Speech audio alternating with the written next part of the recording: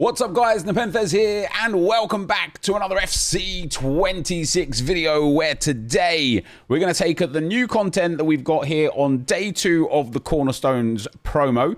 I've got some comments from yesterday's video that I'd like to discuss with you here today, and we're going to see what else might be in the community today. So if you're enjoying the game, guys, let me know down below. Obviously, a lot of people watching the videos today and yesterday would have only got the game yesterday or maybe even today for your first chance. So let me know down below how you feel and how you think in the game. And I do want to actually start with one of the comments from yesterday's video, the top comment, no less, from Vetlilum. He says, I don't know if Nep mentions it in the vid, but the new objectives aren't tracking properly. You are correct. They are still not tracking correctly, by the way. But what is the most phenomenal thing isn't the fact that they're not tracking correctly when you're doing something. It's the fact that they're tracking when you're not doing something.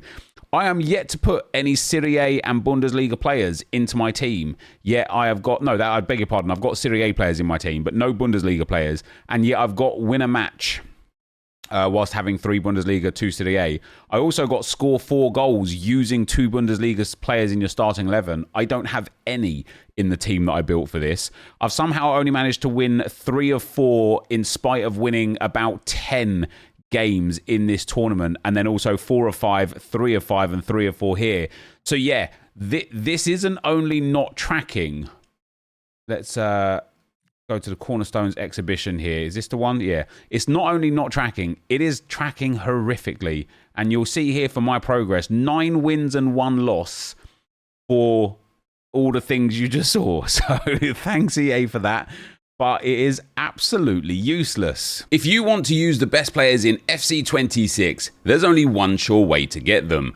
U7Buy gives you some of the best prices around to buy Ultimate Team coins. It's fast, safe, and reliable, and if you use my discount code NEP at checkout, you get an extra 8% off their prices. Check out the link in the description below. But with that being said, guys, let's take a look at the objectives that are new for today. I did see a couple there. I'm personally getting through all of my stuff here with 15 out of 50 for Bobby Moore, with 5 out of 10 for Yashin on the clean sheets. I've now got 9 out of 15 for Garincha, 45 out of 100 for Eusebio, and 70 out of 100 for Charlton. I'm benefiting with the fact that I've got Bukayo Saka on my team, so I tend to just get a lot of those English players going on anyway. For live events today, we've got nothing new. I do need to finish that Cornerstones. Hopefully it's fixed to today. And we do also have a new objective, slow, calm, and collected. So it's another rush event, and I'm really glad I didn't finish off my rush points here. I was waiting for something to do with rush. And we've got one of the first SP objectives of the campaign. So play 5 matches in slow, calm, collected for a 75 rated player. Score 5 goals for a 75 by 2. Win 3 games for a 78 by 2 and some SP. 500 SP in there, and then obtain 40,000 rush points for an 82 plus. Now, what is slow, calm, and collected? Pace, max 75. Join in with your low pace player items and earn up to double rush points in this limited time event. Brilliant. If you haven't done your rush stuff yet, guys, it's a good opportunity to not only do some rush stuff, but also get some objectives polished off. And along with that, do some evolutions if you've got them there as well. So a new rush objective. I quite like that. Thank you very much, EA Sports. Outside of that, have we... Oh, wait, actually, I wanted to go back into the play tab. We've got to look at this every day now, because in the live event section, we've got coming up in a week, the Cornerstones Tournament Qualifier, which is a regular tournament there. Max team overall rating 84, 86 and higher rated players is maximum 1. So get your 84 rated squads prepared, guys. And it's something else that I want to talk about from one of the comments earlier in yesterday's video, actually. Well, I don't actually think I might have brought that one, but somebody had somebody had talked on like me enjoying the bad players from the promos every week. And it's because I just see value in like the cheaper players. I don't really see value in cards that cost millions of coins, because even though they might get you more wins, it will never be to the tune of million coins. So for example, like if you bought Mbappe right now for 2.5 million coins, or bought like, I don't know, callum for like 1,000 coins, yes, Mbappe will help you win more games, but never ever to the tune of the discrepancy between the value of Mbappe versus the value of Colomwani.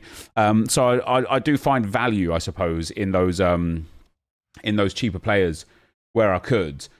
We've also got the Cornerstones tournament finale. Obviously, to enter this, you'd have had to have won this, which looks like you're going to have 5 entries per day for the first one. And then this one is just win the event. We don't know what the rewards are yet. It's going to be the same squad requirements, which is good. It would have been silly if it was anything different. And then just the other tournaments that were there. So there are going to be some new things coming up. Event series. Oh, they've actually put this in event series. Oh, do we get to see the rewards for this? Here. It showed one reward there, just underneath my face cam, where it says 100 UT coins. Complete the Cornerstone Tournament Qualifier. Do we have that as an objective yet? I didn't see that there. Seasonal. Live events. No, it's not there yet. I guess that's going to be coming. And maybe the 100 coins is based on the fact that there's not an actual reward there yet. Now, for evolutions, guys, for evolutions, do we have anything new today? Color Athlete is still there for 6 days. Passing Prodigy for 9 days. Complete Connection for 12 more days. Intro to Evolutions, Rising Guard, the debut, and One Shot were already there. Relentless Pressure came as well. We have got today Long Ball Pass. And just like Relentless, all this gives is Long Ball Pass. You can do it 2 times. It is free. It is a max overall of 82 rated player. Must not be a World Tour superstar. Guys, I love evolutions like this. Not that I would give it to Yuri and Timber, but when I'm thinking about taking a player like, for example, right, let's go and get the lowest rated player that I've got in the on the account right now. This guy here, as a cam, I can give him Long Ball Pass and Relentless, and then I could just wait, right? And then what do I want from a cam? I want Tiki Taka, I want Incisive Pass, I want Ping Pass, and I want Long Ball Pass. I want Relentless, I want First Touch. They'll be like the main ones that I go for. Then I probably want Finesse Shot or maybe Low Driven. I can start just adding these playstyles onto a player, ignore their stats and just hold them for a little while. Do you know what I'm saying? Just keep them there for a little while. And then when the Evo that comes with a stat upgrade comes, boom, hit him with a stat upgrade. I really, really like it, guys. I know Evos have actually been a little bit slow at the start of the game cycle this year, which is why I haven't really done any videos on Evos or whatever, because we haven't really been able to do anything with them. But with that being said, I still like them. Now, we do have our first paid cosmetic, 25,000 coins or 150 FC points for the arrow spin. If I'm being honest, I wouldn't pay anywhere near 25,000 coins or 150 FIFA points for that. I'm not opposed to paying FC points or coins for cosmetics. If it's right, if it makes sense, if it looks nice, I'm about it. This arrow spin should be 10 FC points, and it also should be like 500 to 1,000 coins, right? EA can go nuts with cosmetics. People would love it if they could just juice up visually hundreds of cards. And again, it's one of those little things where it's like 150 FC points, I'm not doing this. But at 10 FC points, I'm like, yeah, do you know what? 10 FC points, what's that, like 10p, a penny? I'll do it. And now all of a sudden you've got potentially thousands, tens of thousands, hundreds of thousands of people spending their coins at 1,000 coins or 500 coins or, 10 or 25 FC points actually doing it, rather than people looking there going, no, thank you, that's a waste. Anyway, we also have a Heroes Embellishment, and man, that looks quite nice. Unfortunately, I don't have any heroes, but that Heroes Embellishment is very, very, very nice. I do like it. And then in training camp, we don't have anything new yet. I've really got to get on the pack grind to get the players to figure out who I'm going to use in some of these Evos. Right, guys, for SBCs, and we have got a little bit to talk about with the Zubamendi SBC today as well. For SBCs, we have got Retegui, an 85 rated striker with low driven, precision header, aerial fortress, no, I beg your pardon, what's it called? Enforcer, and first touch. Got really nice stats. 3-star, 3-star, 6'1" and lengthy. He's got really nice stats, really good positioning, finishing, and shot power. Decent dribbling, a little heavy on agility and balance. Decent physical and decent pace. Target 4++.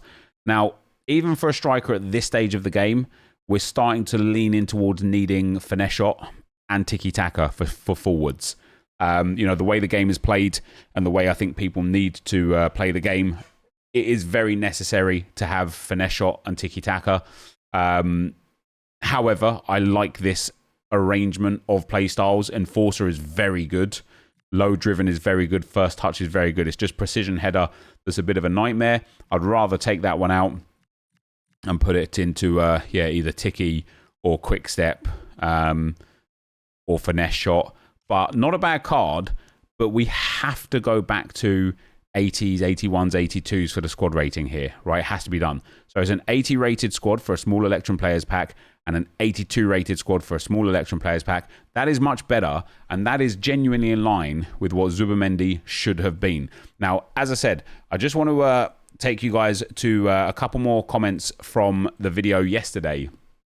The first one is from Gower Jams. He says, my main team is an 86 rated, but EA want 5 squads for Zubimendi. Casual players are going to drop out quicker than ever at this rate. EA have gone way too far the other way. No fodder, no way of getting it, and very little in the store. Anyone have any ideas? And of course, we do know that EA want to sell packs, right? And listen, they're a for-profit organization. I'm not opposed to them trying to make money. Just do it in ways that make people feel valued rather than make people feel like they're like, I don't know, a literal like slave to the game. Like if they don't spend the money, they're going to miss out on the content. And Zubimendi, for me, is, like I said, when it came out, is wildly overpriced, right? I'm on a road to glory. I play this game a whole bunch. I don't think I'm going to be able to complete this SBC. I am going to struggle dearly to complete this SBC within the week because I don't know where I'm getting the cards from to do it.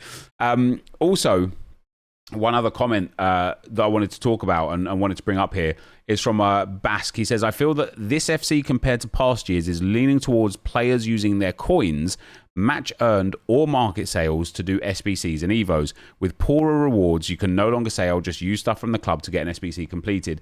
And yeah, I do also think you're right on that one. And before we go further into the game, one thing that I do want to say with that, and to a degree with like Zubimendi, and something that I'm going to have to do, because I wasted 75,000 coins actually on the foundation pack thing so that I can get some common players, because I'm trying to pack the Arsenal players. But when we actually look at the cheapest by rating, 82s are 500 coins, 83s are 750, 84s are just 1,000 coins, 85s are 2.9k, and 86s are 4.7k. Already, these price points for fodder cards are absolutely on the floor, which means two things. Number one, you can just earn coins to buy them to complete SBCs through playing matches and getting bounties and whatever rewards you can get. But number two means that this might be a good investment opportunity, because if an SBC does come out that makes 85s fly, you can make a whole bunch of coins and a whole bunch of profit. But yeah, I do think that you're absolutely right. Like when it comes to this Zubimendi SBC, if we look at the price point of him as a player that you would have to spend money on, he's 95,000 coins. 38,000 of that is the 86 rated squad. Now, you could probably get half of those players that you need from just playing the game. So you might have to spend 45, 50,000 coins on him. But of course, he's not the only SBC there. But yeah, I do think you're right. And it's one of the reasons why I really like the bounties in Rivals, but I really wish they were way more common, because people earning an 81x3 here, 500 SP there, 1,000 coins here or there, you know, what a player pick here or there, some like boosting upgrade in the actual Rivals setup here or there. It's not going to break the game. It's just not going to break the game. It's not significant enough to the point where people can farm it quick enough to like really stuck up on it. But it is a sort of thing where if bounties were like every game or every other game, where I could be like, right, I'm going to go and play the game for a few hours, see what I've got at the end of it from those bounties to put into my Zubimendi SBC, right? It just gives value. And because of all of these tournaments and stuff that we're getting, where we need a max overall rated squad and only one star player in the squad, players like Chukwuemeka, Retegui, Jensen, Zubimendi, they're going to be so valuable. And when the gauntlet comes, they're going to be so valuable. So I wish EA would give us a little bit more access to the kind of like crud in the game, I suppose. On the note of crud in the game, we do have here a Prime Bronze Players upgrade. Earn a pack containing 12 players, 6 rare and 6 common. It's repeatable one time. And it requires a bronze team. Well, I'm confused, man. So this requires 11 bronze players, with 3 of them being rare. And what it gives is 12 bronze players, with 6 of them being rare. And it's only repeatable once per day. Sometimes, man, sometimes EA do some things and I just don't get it. Like, what? Why is this here? Maybe there's more to come. Maybe there's more to come. Maybe there's not. I don't know. They also, like, if it gave a silver pack, I'd understand it. They've given a Prime Silver Players upgrade. This is going to be exactly the same. Like, you're gaining 1 silver card extra. Okay, 3 of them will be rare. You're swapping 3 commons for 3 rare silvers, and you're just gaining 1 silver extra. And I genuinely can't fathom why. It doesn't make sense. It doesn't make sense. We've still got the World Tour 66 England Challenge there, guys. Nothing new in Foundations. I get testing stuff from EA. I really, really, really, really struggle to understand why this is something that they would give us. Like I say, oh, I see. Hold on. It's tradable. Okay. Now that changes everything. Because all of a sudden, the bronzes I don't really care about still. But, you know, getting bronze, like, I will have to go and check those, to be fair. But the bronzes I don't really care about still. But being able to create a silver squad, I hate the way this new setup works. A silver squad of players and turn them into a silver, silver untradable squad and turn them into tradable players. There is a lot of value in that because there are a lot of silvers are very expensive and well worth selling. But B, a tournament coming up where you need silver players. And so I guess this is kind of maybe in part EA's way of like giving people the opportunity. Oh, I need 3 rare silvers. Giving people the opportunity to try and improve their silver squads, perhaps. For crying out loud. Yeah, maybe. I don't know. What do you guys think? I would say that that's probably what they're looking at. The bronze stuff, I don't get it. Maybe they're just doing it to do that along with it. But yeah, the fact that that is a tradable silver pack is very good. Like I said, there's a lot of very expensive silver players out there. I'm probably not going to get any, mind you.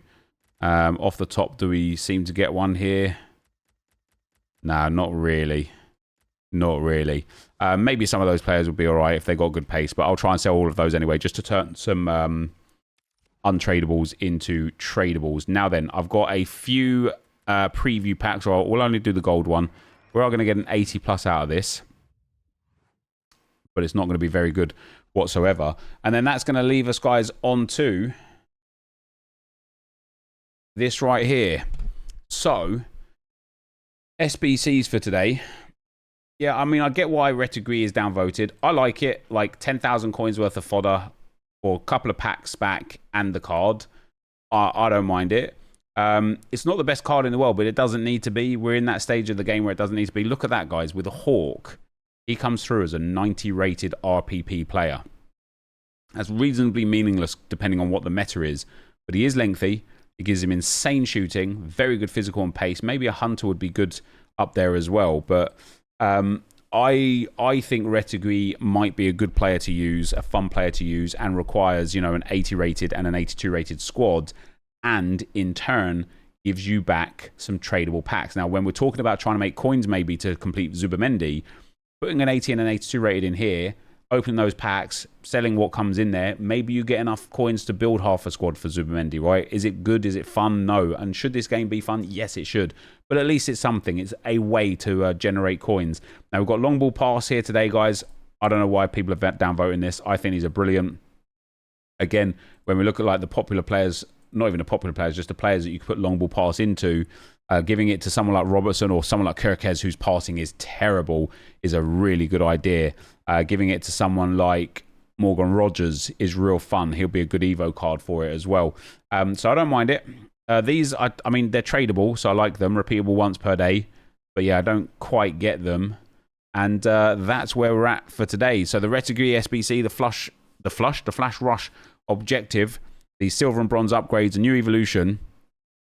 I think the I think the Evo is good. I think Retegui is good. But I do also think we're in a weird spot.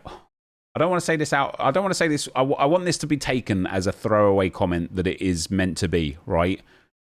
I feel like this game is boring at the moment. Not because of lack of things to do in packs or anything. I just feel like it feels the same. Even though the gameplay is different, and I do think it is a better game compared to FC25, it just feels like an extension of FC25. Nothing feels new. And I think EA have got a real hard task on their hands to make this game feel new again, because we are, you know, I've been playing Ultimate Team since 2009, right? I am 16 years playing this franchise, and it's been through some iterations, and some things have been and gone, and they've been fun and they've not been fun. You know, we've seen things like the Journey and Drafters come, and we've had the World Cup modes come and go, and we've had all of these features. Some are still here, some have been and gone, some were in at the start that have been gone. But I think people aren't bored of playing the game. I don't think people are bored of playing football. I think people are getting bored of playing Ultimate Team.